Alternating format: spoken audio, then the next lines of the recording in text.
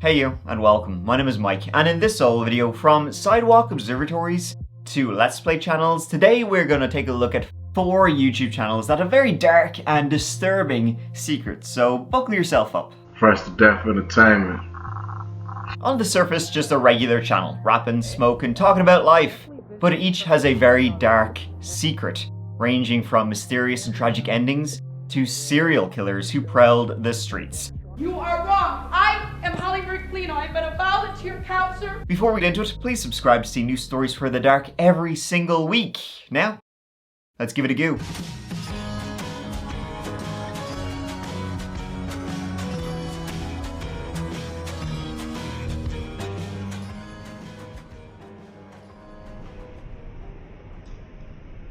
The channel called Juniper Joe's Sidewalk Observatory has been posting on YouTube since about 2015. The channel, it's pretty much exactly how it sounds. You got Juniper Joe here, he's a sidewalk astronomer, which simply means he would set up his telescope and other equipment on the sidewalk and near subway stops and stop and look at the stars, inviting those around him to take a look, to join him.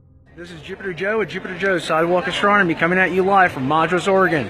We're coming at you live now that the eclipse just started. Wanted to get you guys on the East Coast and everybody else that follows Juniper Joe's Sidewalk Astronomy an image of the eclipse coming up right now. So bear with me 1 second. It's kind of hard to see. We will get you guys going in a moment. Let me give you a quick look around. There's all the folks in Madras, Oregon. Hi folks, Juniper Joe here with Juniper Joe's Sidewalk Astronomy. I'm here today in New York City at the Intrepid Museum. Pretty much my home away from home. As you can imagine, he absolutely loved space, the stars, astronomy, and he wanted to share it with those around him. It's Juniper Joe coming at you live from Make a Fair 2017. Hey there fans, it's Juniper Joe with Juniper Joe's Sidewalk Astronomy coming at you again. Hey there folks, it's Juniper Joe with Juniper Joe's Sidewalk Astronomy right there. You see that? Juniper Joe here with Juniper Joe's Sidewalk Astronomy. Is there a Jody Cohen? That bass right there, that's the greatest bass ever. So this is for you guys, right? Thank you so much. Please use it. Make sure you email me. So he would invite, hey, come on here, you ever seen Jupiter before? Have a look at that. What's going on? My name's Abdel. The train's coming, so I have to talk a little bit louder. This is my first time seeing Saturn. Looking it through your naked eye, you'd think it was a star. Looking through this telescope, you can see the rings and everything, man. Juniper Joe's, check it out. Thanks a lot. Juniper Joe was based in the Bronx in New York City, and he became a really well-known and beloved figure in his community. Everybody knew Juniper Joe. He would attend, when there'd be festivals, science galas, basically anything. Juniper Joe would be a regular person there, and then of course he would also post frequently on social media and on YouTube. Juniper Joe. Everybody knows him. Juniper Joe's Sidewalk Astronomy is just a local outreach program. It's a grassroots outreach program that's designed just to bring awareness of the cosmos to the people. He was a charismatic family man with 2 daughters of his own who just wanted to share his passions, infect, those around him with what he was passionate about, and it worked. Hey folks, it's Juniper Joe with Juniper Joe's Sidewalk Astronomy. I'm here today at the Intrepid Museum for Kids Week 2018. Be sure to come on down and come and look at all the wonderful things that we have going on here. Here's a shot of our table. So you can play with some rovers, do a Mars sample retrieval mission, and at the same time, we'll look at some wonderful Star Wars characters.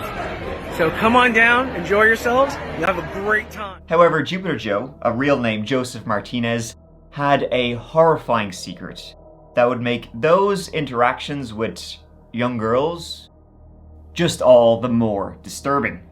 49-year-old Joseph Martinez now lived in New Rochelle, Westchester County, but he grew up very close by in the Bronx. And in 1999, a horrific discovery was made there. In late February 1999, a 13-year-old girl named Minerlis Minnie Soriano was walking home alone from middle school. This was something she rarely did.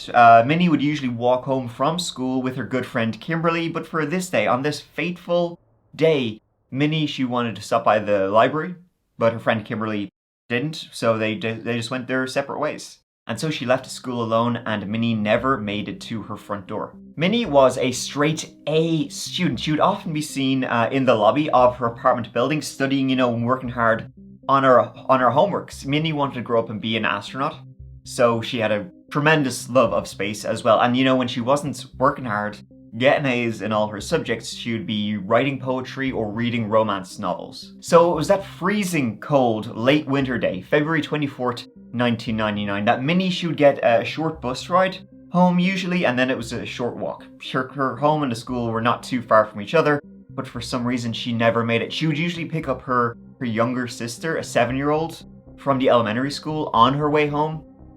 She never showed up, and so her younger sister had to walk home by herself, and it was when, she got home, she told her mom, that's when the alarm was raised that Minnie Soriano was missing. It was 4 days after Minnie disappeared that her body was found in a dumpster behind a rental store. A homeless guy had found her, and this was less than a mile from her own apartment. Police spent much of yesterday looking through the trash at this video store here at the Bay Plaza shopping complex in the Baychester section of the Bronx. When the investigation began, it was quickly ruled a homicide. It was extremely horrifying. This young girl had been strangled to death and her body placed inside this dumpster covered in trash bags. It also looked like she'd been sexually assaulted too. This case went cold for years and years and then some more years. But like with everything, a lot of these cold cases, it's only a matter of time, and it's really just a matter of waiting for technology to catch up with you. See, DNA had been found on Minnie's sweatshirt that she'd been wearing, but testing it never brought up anything. That is until fairly recently. See, that old thing called familial DNA, it doesn't have to match you. It can match pretty much anybody you're related to by blood. And so, in 2019, when that technology had finally caught up, well, New York City, this was one of the first cases they decided to test. A cold case using familial DNA. And guess what? It got a ding. It got a ding in their system. But it wasn't a full match. It was a partial match. It was a partial match to Joseph Martinez's father. Now, Joseph Martinez's father had been, he had convictions, he had done some time in prison, and so hence his DNA was in the system. But by this time, when they finally got a ding, 2019, 2020, he had passed away by this stage. But because it was a partial match, they knew it must be somebody he was related to. They narrowed it down to 3 people. One of those people was Jupiter Joe himself. Hi, Jupiter Joe here in Redondo Beach, California. This is way too low. Oh, you're looking through the wrong side. Yeah, so, not through that side. Come right around here onto this side. Joseph Martinez happened to live in the same building as Minnie Soriano in 1999. Joseph would have been 26 years old. At the time, he was actually interviewed during the investigation, and he said, oh yeah, I would see her around his building all the time. But the police, they never thought he was suspicious. They never looked into it any further. One thing that was interesting is that the police believed that whoever murdered Minnie Soriano, likely she knew of them.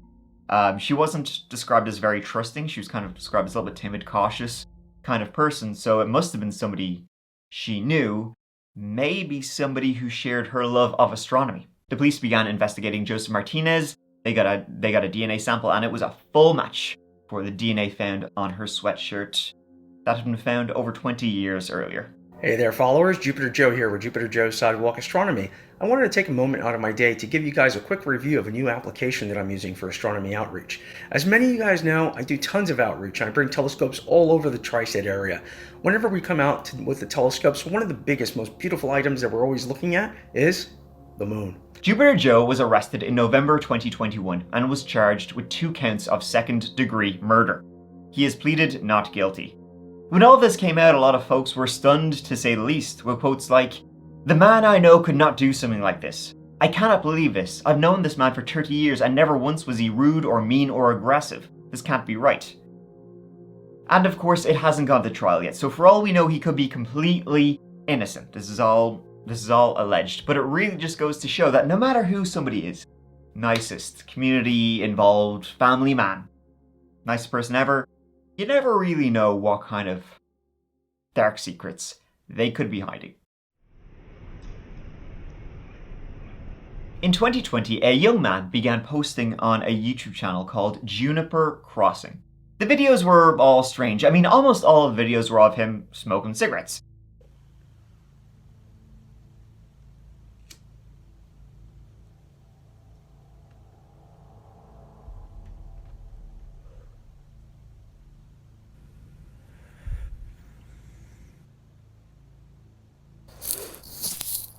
hey, you know what they say, smoke him if you got him. But the videos were like of him smoking, topless, bit weird.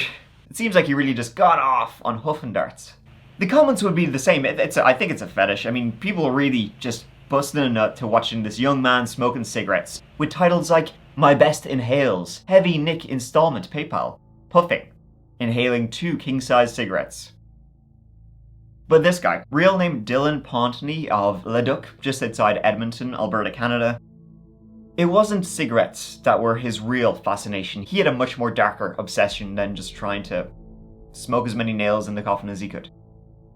I mean, hey, he talked about, you know, making the world's best scrambled eggs, which frankly they look disgusting. But taking a look further at his channel, he had a weird fascination with a blood cult. And this very group of people, well, you know, a cult, very active on YouTube, and it seems like it was started by this guy named Quasi-Luminous. He believed himself to be the actual reincarnation of the fella downstairs, Satan. You know, they say that the deepest hole that anybody's dug into, like in Russia, was something like 12 miles down. And then they can't go any deeper because all the drill bits keep breaking and whatnot. And that tells me something. That tells me that they can't go any deeper than 12 miles because on the other side of that 12 miles begins the other side of the plane where you would end up digging in and literally pop. You can't do that because that barrier is you can't penetrate that barrier because it's like two universes. You understand me? His real name is Mark Braun, and it seems like he started out as a flat earther and got more and more into conspiracies and its spiritual links, and it continued really from there. This dog need offer them must first the heads bash. This dog need offer them must first the heads bash. As I said, he allegedly believes himself to be Satan incarnate, and he has a book. Right? This is what this online cult believes. He has this book called The Book of Life, and he can write 144,000 names in it. The first 144,000 names he has in it, they're sorted, right? They're going to heaven. The rest of us, listen pal, we're up shit creek. Sorry about that. The apocalypse is on its way towards us. You gotta get your name in that book and hope that 144,000 people haven't got there ahead of you. So to get your little name into this book, and I know you're waiting with bated breath, you have to complete a ritual called blood over intent. This involves pricking your finger to draw blood and then dripping the blood onto a piece of paper over symbols that you have drawn while recanting a ritual, a phrase that they would all say. The phrase is, I intend to usher in heaven on earth and to release everyone from bondage. It's usually that exact phrase or some kind of variation of that phrase. I intend to bring forth heaven on earth for the benefit of all. Very kindly show us the knowledge of all the ages so that I can usher in heaven on earth. So would it be. I'm the Prince of Darkness, and I intend to bring forth heaven on earth and release everyone from bondage. To complete the ritual, you have to upload the video onto YouTube. So, I mean, it's like this Quasi-Luminous guy, he's kind of like a godlike, well, Satan figure, I guess, because he can save your soul, but he needs you also to upload it to YouTube, otherwise you won't know. Because, I mean, he can save your soul, but he's not omnipotent, people. And this whole thing, this whole blood over intent cult has actually been going on since 2013. So, like, almost the early days of YouTube. This has been going on for a long time. Like, one of the sources I've been using to research into blood over intent was from 2019. So this has been going on for quite some time, and it's continuing on to this day. Now, there's so much to this whole cult thing, and maybe I'll get to it one day because it's a huge topic and it's actually still going on to this day. But I gotta give a huge shout out to Nick Rowley. He did an amazing video on the blood over intent cult and also on the Still and Poutney story too, so go check him out if you want to learn more. But for now, back to Dylan, which is a story going up right till now. It was in December 2020 that Dylan did his own blood over intent ritual, violently, to be honest with you. Kindly give me the knowledge of the ages so I can carry out my plan to fruition. See what I'm talking about? That is true power and true free will. And he would post more about this over time, and more about conspiracies. These controllers, these rulers, They don't want you to know the truth. They don't want you to know the grand scheme. They just want you to blindly follow the ways of the concrete. I'm being gang stalked right now, actually. Check it out. If you can't see, it's fucking gang stalking going on right now and shit, bro. I don't know if y'all seen that, but literally the gang stalkers are everywhere, yo.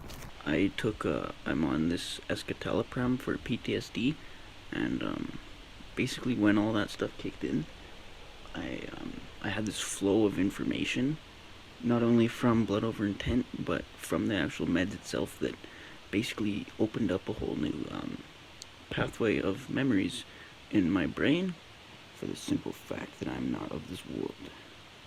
For you to not see it is beyond me. His second to last video was posted on March 14th, 2021. It's extremely hard to hear, but he talks about Hitler meeting aliens in the 40s and... yeah... where's my tin? Conspiracy Captain time.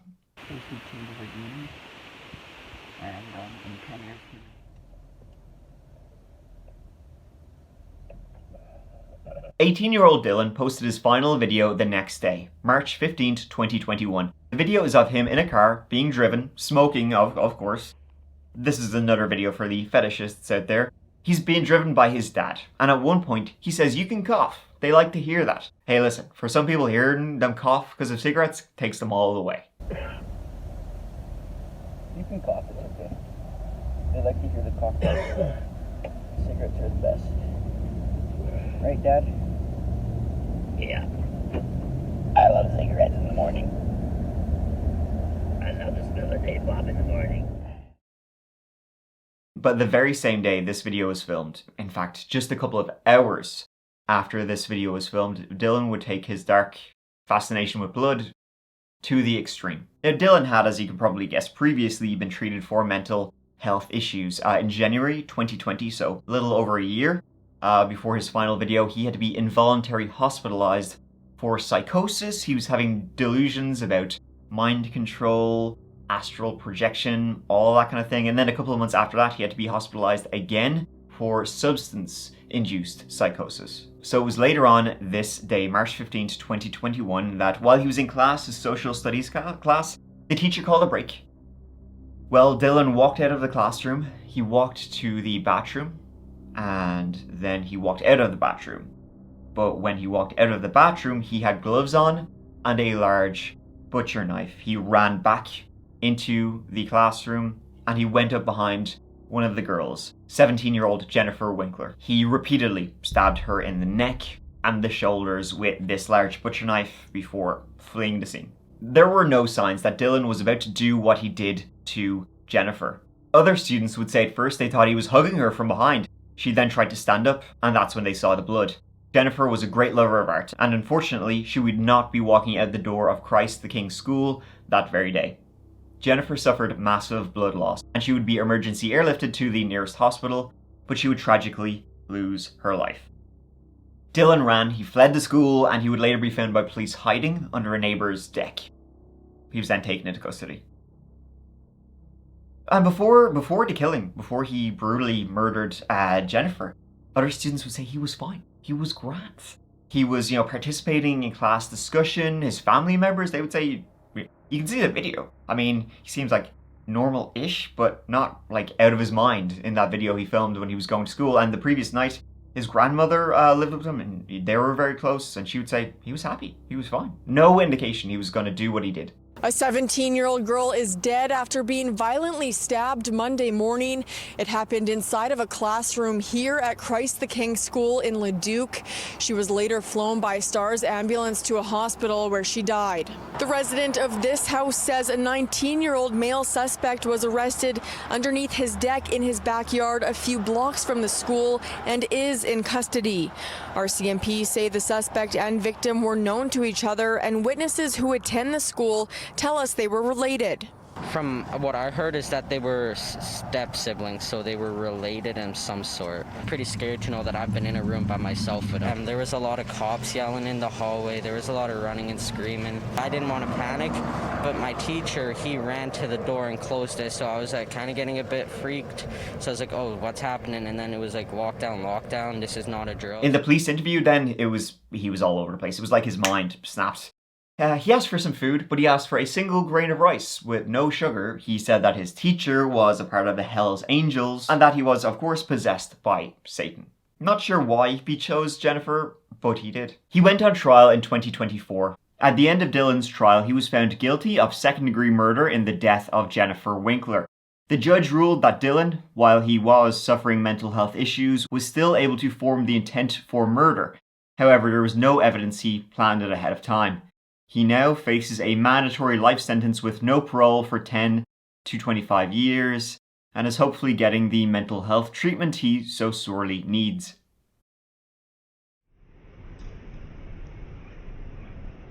On November 6th, 2015, a video was posted to YouTube and it was titled King Playola.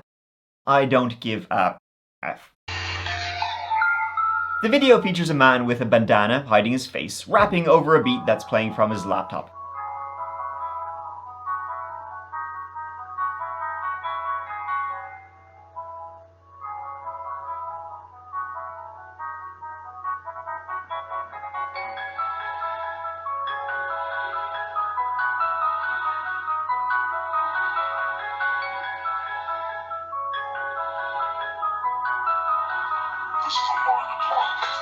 They took my nigga, I lost my nigga.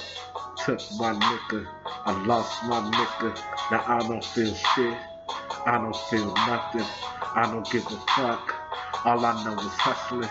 Mom on my mind, drama in my heart, murder in my thoughts, God in my eye. Kind of just like goes on and on and on. And this was posted to a YouTube channel titled Cleophas Cooksey. And that was actually his name. His rat name was King Playola, but his real name was Cleophas Cooksey. And he would post more videos to another channel, a second channel, that was also titled Cleophas Cooksey. I'm not sure why he needed to create a new one, but he would just post his raps constantly. He was an aspiring musician, and who can blame him?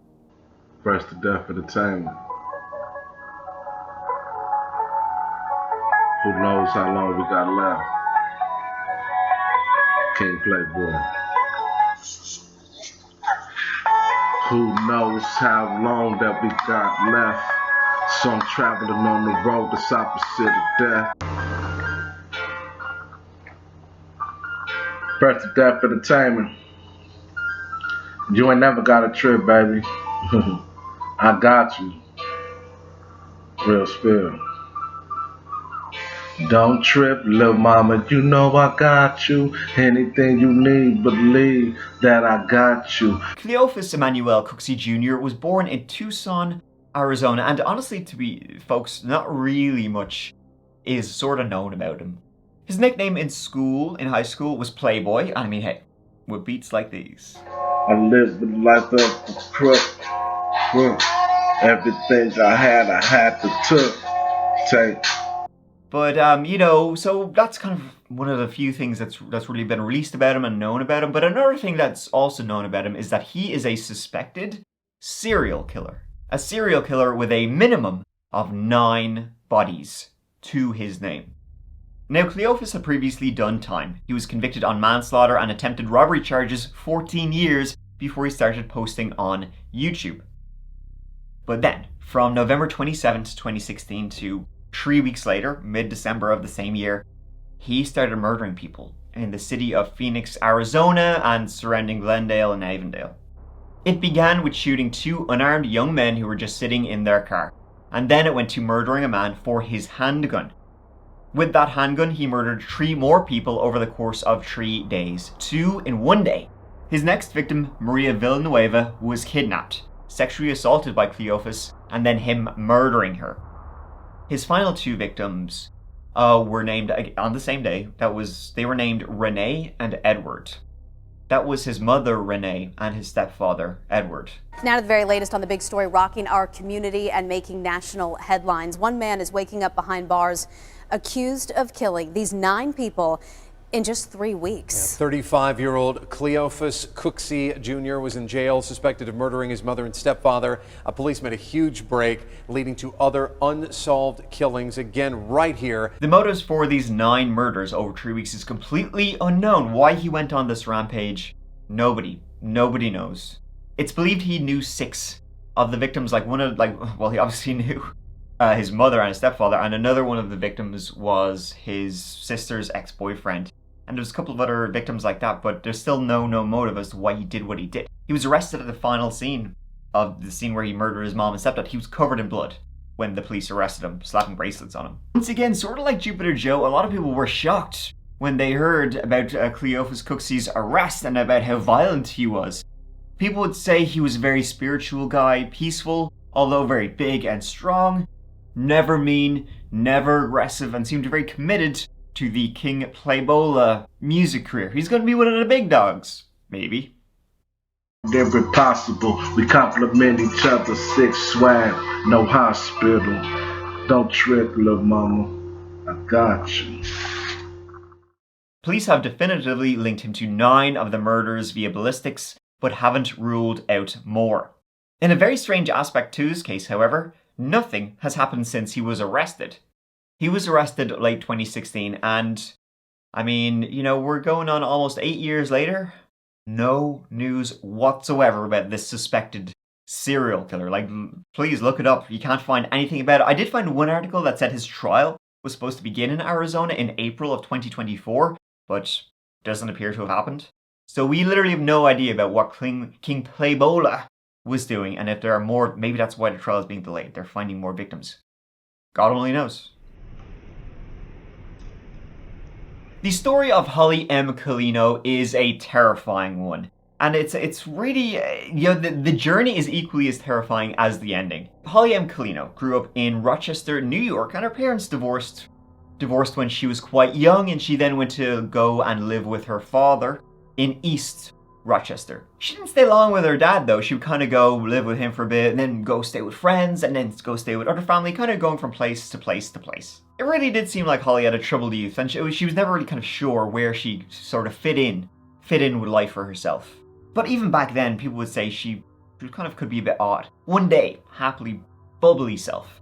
The next day, she could be in the worst mood possible. It was like she could be 2 different people and just switch from one to the other at random. She was an excellent student in school in the mid-2000s, but she actually dropped out of high school early to go and get a job and support herself. I guess she just really didn't want to have to rely on everybody else, because maybe everybody else had kind of sort of let her down to an extent. So then she moved to the town of Brockport, which is not too far away from Rochester. While she was there, she actually began attending college.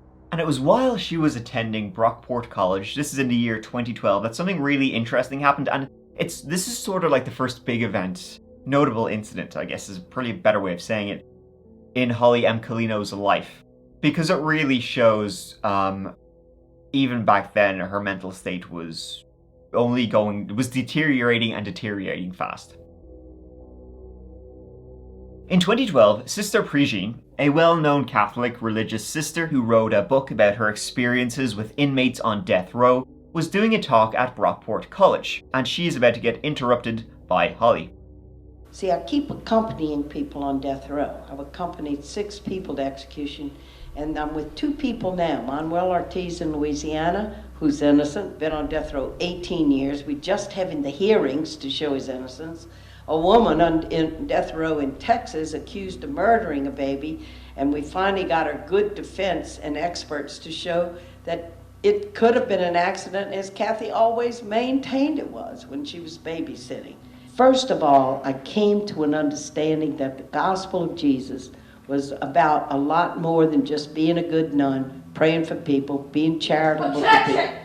For the love of humanity and justice, you have lied! Lady, who are you?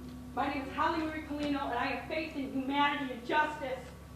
And I can no longer listen to you lie. Just tell me one lie I said so far. You have lied about the Gospels of Jesus, Who here has studied the Bible in a secular manner, as a scholar? Who here has known about the fabrication, the Roman Catholic Inquisition, who was murdered 3,000 I never faced a innocent situation people? like this before. You are wrong. I am Holly Colino. I've been a volunteer counselor as a certified intuitive counselor. I've also had an opportunity to counsel convicts and ex-felons till we see them reoffend. No, I don't think this is the right No, venue for this. you are speaking about this in a devotional manner to God. We have a constitution that would separate the church from the state. You would like to stay here. Yes, you must. I'm sorry. I cannot allow You this to happen disagree because you so are showing profoundly. favoritism. I'm seeing solicitation of Roman Catholicism posted on our billboards. You do not know, but no, this is wrong. This is unjust. This is a weird story. Just let me read this. Holly. Just let me read this about the realities of what these criminals say. Not her book. Holly. No, because you don't want the truth. You want the truth? Hey, this is not right. Holly, I'm You're not sorry. exposing all the realities of criminal justice.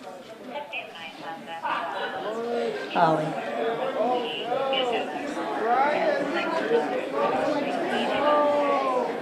For the love of humanity and justice, get the facts. Get the facts. Critical thinking, inductive reasoning, logic. I thought you was somebody from the drama department. Holly Colino got kicked out, giving her little speech, and I'm not really too sure what her speech was about. It's kind of just a bit nonsensical, to be honest, but it was shortly after this, spray-painted graffiti began appearing around the town of Brockport. F off, you girls who envy Holly Colino. And around this time, police also had to investigate Holly because another student alleged Holly was sending her threatening emails. But at the same time, Holly worked as a security guard at a pub in East Rochester, and she never had any complaints. Apparently she was a great worker, dealt with people really, really well. It was like Holly was very good at compartmentalizing her life into, okay, now you're working. When she's not working, she's going off on these weird speeches and tangents and graffitiing stuff and all of that. She began posting images of other women on her Facebook page, accusing them of hate crimes towards herself, Holly Colino. The hate crime? Impersonating her. Of course, trying to steal her identity. She began posting these videos on YouTube, as you will see. She's very obsessed with copyright. So, I hope I'm not infringing on it, Holly. But she would make posts that were gibberish of the highest order, and it's sort of impossible to make out what her argument is and what she's trying to say. She was accusing that chapter alumnus, Dalia DiPolito, of trying to steal her identity, trying to impersonate her. Ruby Rose, actress Ruby Rose, of trying to impersonate her. That woman who convinced the guy to end his own life via text message. Her, Michelle Carter. Anybody that Holly just had in her head that people were envious of her, and she would accuse them of being haters. She called them haters who were trying to steal her identity. You men put the hater on the pedestal. You see her? Yep, coming out of that truck. Life, she killed me. What do I do all day other than sit, even in the pines? There she goes. No? Mimicking my hair. Everywhere I turn, it's a mirage of me. Somebody imitating me. Everywhere I turn around, they're everywhere. And if she killed me, at minimum, I can show you who the murderer is. Got into a new city already. First place, faker. Faking hair, faking lips, and faking eyebrows. Yep. And it was then that same graffiti started appearing in Phoenix, Arizona. Can I record on my phone and document? So what's the problem? She asked me, she got really nervous that I hit a phone, but I'm documenting data. Yeah, well, I didn't complain. So what did she report? No, she said you were recording. Yeah, and so why is that an issue? We were just making sure it's okay. What do you mean it's Making okay? sure you're okay? Well, why would I not be okay? She seemed to give me a little bit of an attitude. Okay. She thought I had the camera on her. No, I didn't. She thought I was filming. But regardless, I can still film at a drive-thru and document anyways. Yeah, so she's nervous about something. Okay. Yeah. See, her family knew she wasn't well and she shouldn't be alone, so Holly would move to Phoenix and live in a home provided for her by her brother, Todd. he was just trying to look out for her sister, and I guess he's seen, you know, the kind of things she was posting online and thought, wow, she should not be left alone. It was in June 2017 that she began posting videos on YouTube, which were more or less the same as she had been posting on Facebook, accusing haters of trying to steal her identity. Brief. And I'm going to do another video about this, and this is something that I've been noticing for the past couple of years. It's called dissociative identity disorder. Now, I found out that it's actually a real disorder. I started to acknowledge that the general population of women have a dissociative identity problem. She's right here in the fender. This one right here. She's hair dyeing her hair. Fender. Mimicking my hair. Look, with dyeing blonde streaks in her hair that she does not have. Right here. I saw it. License plate number is identity thief. Get your hair done. Is that hair dye in your hair? Yeah. Yep. Okay, we got an envious cunt, envy and jealousy, identity thief. Another one. Stop. Identity thief. Identity thief. She's not even aware of her offense. Ma'am, you need to stop taking my identity and stop copycatting. Another dingbat, trying to mimic my hair, my eyebrows, and my lips. Mentally unstable, dissociative identity disorder. Liar, faker, dissociative identity disorder. Liar, faker! Liar! Her living in a home, though provided for her by her brother Todd, that didn't last long as her mental health just continued to deteriorate. See, Todd's girlfriend, well, Holly got it in her head that she also was one of the haters trying to steal her identity. She even spray painted hater on Todd's girlfriend's car, and so Todd kind of was like, alright, you're kind of on your own now. So she began just staying in motels, living in her car. Eyebrows, offender. Offender. Offender. She continued to post about imitators, stalkers, and identity stealers on Facebook and on YouTube. This even ended up in verbal confrontations with folk who really just have no idea what Holly was on about. That kid followed me to my room just to bum, to beg. Pathetic. You just asked me what a 5-sack is. What is it? Why are you asking me for a 5-sack? I don't know what it is. A cigarette, you have a cigarette. Yeah, but you just said a 5-sack. What's a 5-sack? A cigarette. That's a cigarette? What makes you think that I want to give you a cigarette? That you can buy cigarettes off me? I have no clue. Is there something about this? My vehicle or myself? No. Okay, I don't sell 5-sacks or any of that. Okay, so I got a film of that kid and I got a timestamp. He followed me to beg. I told him no. Hours go by. I got another timestamp and it's on CCTV camera. He comes over asking for a 5-sack. Alleges it's a cigarette. So somebody must be sending him over. 50s, right there. On camera. Yep, faking blonde and caramel. Boy, there's too many of them in there. I mean, I've already proved the point everywhere I turn. There's a criminal offender. This is the second time I've caught it. Older woman, 60s, mimicking it, but using grays and whites to mimic blonde and caramel streaked hair. Hey ma'am, excuse me? Just out of curiosity, I noticed that you're mimicking. Like, what's going on with this, like, blonde? Because I usually live in Phoenix and in the pool every day and tanning and my hair gets real light. So she goes, well, do you want to go a little crazy? And I'm like, yeah. And now the blonde is just starting to come through. So I'll be blonde and... Yeah, because I only noticed it's only in some spots. And I noticed a lot of girls are mimicking. Yeah. Like little streaks and chunks all Yeah. over. Liar. It was not growing in. It was streaked as the roots I saw were darker. Okay. She'd gotten a job as a security guard in Phoenix, but she soon lost it as a result of her outbursts. You've been sitting in your car a bit, that you were inside telling them that they couldn't play music because it was illegal, it was a misdemeanor, and it was extortion, and that you were outside telling people shame on you if they were playing music really loud. I'm glad you told me. I'm letting you know you're on film because I've been recording all my activity. Okay. So that's all a lie. Thank you. Okay. So why are you here to talk to me? Well, I'm here to figure out what's going on. Well, yeah, what happened, actually, I have a film recording. That's fine. A man he was blaring the music, but I didn't say anything because I'm on film, and I walked around the patrol, and he projected an accusation at... Okay. He started yelling out the window. Okay. And then he started cussing more, and then I directed him to leave. You said you have all this on film? Yep. Okay, can you show me that film? Well, first of all, why is it your business? I have it, but we're not done with the conversation yet. I'm going to tell you about everything. Well, first of all, you work for us. Right. So if you're on work time, you're responsible for work-related activities. Right. And if you're filming, and I need to come out here and investigate what happened, that becomes part of work property. Okay, so me being offended by somebody, I have to go relive the offense again because it all started from somebody else's offense. Okay, I see where this is You see what I'm saying? I see where this is going.